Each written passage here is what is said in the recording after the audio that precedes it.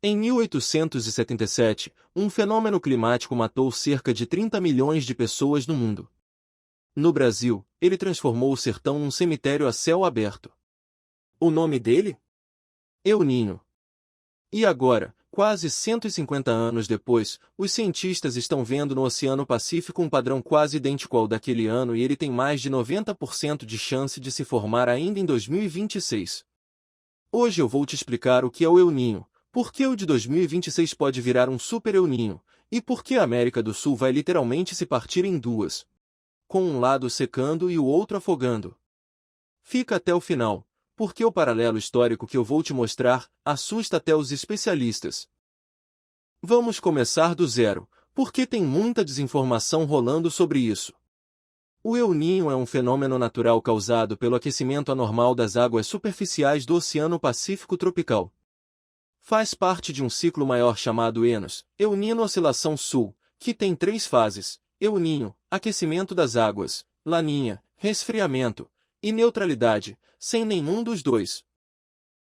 Explicando a mecânica de forma simples, normalmente os ventos sopram de leste para oeste no Pacífico, empurrando água quente para a Ásia. No El Niño, esses ventos enfraquecem e a água quente escorrega de volta pro lado da América. Esse calor extra muda a circulação do ar do planeta inteiro e é por isso que um fenômeno no meio do Pacífico consegue secar o Nordeste e inundar o Sul, ou seja, não é só um ciclo natural inofensivo, como dizem por aí. É o fenômeno que mais altera o clima do planeta em escala global. Agora, qual é a diferença entre um El Niño normal e um super El Niño?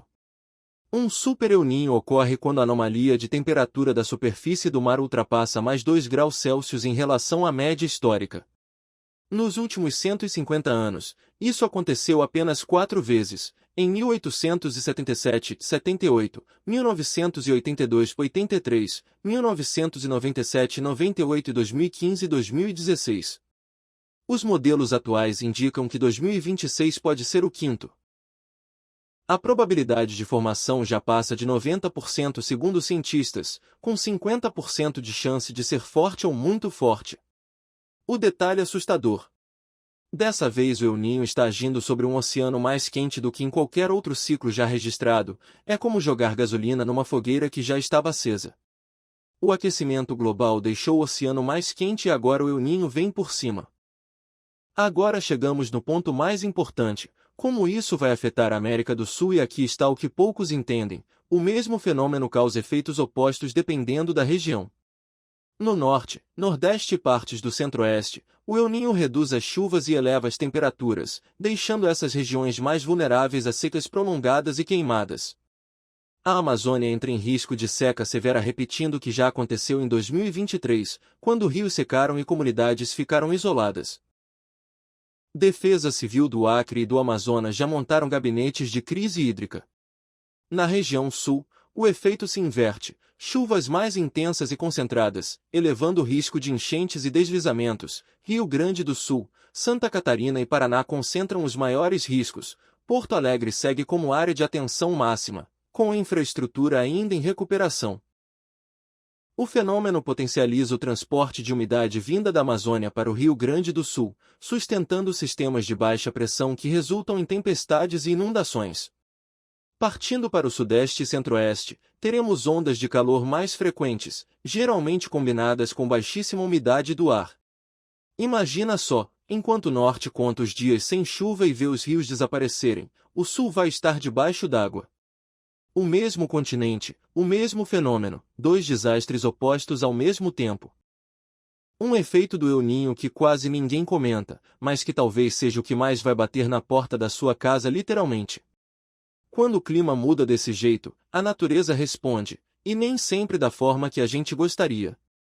A combinação de altas temperaturas e chuvas intermitentes é a receita perfeita para a proliferação do Aedes aegypti, o mosquito da dengue. E não é só que aparecem mais mosquitos: quando a temperatura sobe, aumenta o número de mosquitos, a velocidade de reprodução e o tempo de vida deles. Cada mosquito vive mais e tem mais chance de transmitir doença. Casos de dengue e chikungunya tendem a aumentar, e em algumas regiões até risco de circulação da malária, transmitida pelo mosquito Anopheles cruzi, que vive em áreas de Mata Atlântica. Um dado assustador é que o vírus da dengue chega a desenvolver até 3 vezes mais variantes sob estresse térmico, o que dificulta a resposta imunológica e os tratamentos existentes. Mas os mosquitos são só o começo. O calor e a umidade também trazem visitantes bem menos atraentes. O calor, o aumento das chuvas e o clima úmido são condições ideais para a proliferação de animais como baratas, ratos, carrapatos, escorpiões, aranhas, lacraias e formigas. Várias dessas espécies atuam como vetores de doenças. Os escorpiões, em especial, fogem de áreas alagadas e buscam abrigo dentro das casas, por isso enchentes no sul podem significar mais encontros perigosos com esses animais. As inundações também aumentam os casos de leptospirose, por causa do contato com águas contaminadas. Já as secas prolongadas comprometem o saneamento básico, elevando o risco de cólera e de surtos de diarreia pela falta de água potável. As condições extremas ainda agravam doenças respiratórias como asma, bronquiolite e influenza, porque a estiagem e a poluição pioram a qualidade do ar. Os especialistas recomendam manter a hidratação, evitar exposição ao sol nos horários de pico e reforçar o combate aos focos de mosquito. Eliminar água parada, manter a casa vedada e ficar atento a entulhos onde escorpiões se abrigam. A boa notícia é que, diferente das enchentes e secas, essa parte está mais no nosso controle. Pequenas atitudes em casa fazem uma diferença enorme. E é aqui que a história fica realmente assustadora. Porque já vivemos isso antes. Em 1877, um El Niño de intensidade excepcional desencadeou uma das maiores catástrofes humanitárias do século XIX. Dezenas de milhões de pessoas morreram pelo mundo por secas, fome e doenças associadas ao fenômeno. No Brasil, o impacto mais dramático foi no Nordeste. A Grande Seca de 1877 a 1879 entrou para a história como uma das maiores tragédias do país, atingindo especialmente Ceará, Rio Grande do Norte, Paraíba e Pernambuco, destruindo plantações, dizimando rebanhos e levando milhares de famílias à miséria. Relatos da época descrevem açudes secos, rios desaparecendo e populações inteiras migrando em busca de comida e água. Muitos deixaram o sertão rumo às capitais ou à Amazônia. Mas aqui está a diferença crucial, e a mensagem de esperança. O Super El Niño de 1877 ocorreu numa época sem satélites, sem computadores, sem previsão climática e sem monitoramento oceânico. Praticamente ninguém entendia o fenômeno, e as populações eram apanhadas de surpresa. A diferença fundamental é que hoje temos ciência, tecnologia e capacidade de nos antecipar. A questão é se vamos usá-las. Em 1877 morreram milhões porque ninguém sabia o que estava acontecendo. Hoje nós sabemos com meses de antecedência. Se um desastre acontecer agora, não vai ser por falta de aviso, vai ser por falta de ação. E se você está pensando, mas eu não moro nem no norte nem no sul, isso não me afeta, calma, porque afeta sim. O principal alerta envolve a segurança alimentar. Secas simultâneas em grandes regiões produtoras podem reduzir a oferta global de alimentos, elevar preços internacionais e pressionar a inflação em diversos países. No Brasil, setores ligados à produção agrícola e à pecuária já demonstram preocupação crescente. Quebra de safra significa comida mais cara no supermercado. De arroz a carne. Energia também entra na conta. Secas afetam reservatórios de hidrelétricas, o que pode encarecer a conta de luz. No fim, o El Niño não fica preso ao norte ou ao sul. Ele chega na sua mesa, no seu prato e na sua conta de luz. Então vamos recapitular. O El Niño é o fenômeno que mais mexe com o clima do planeta.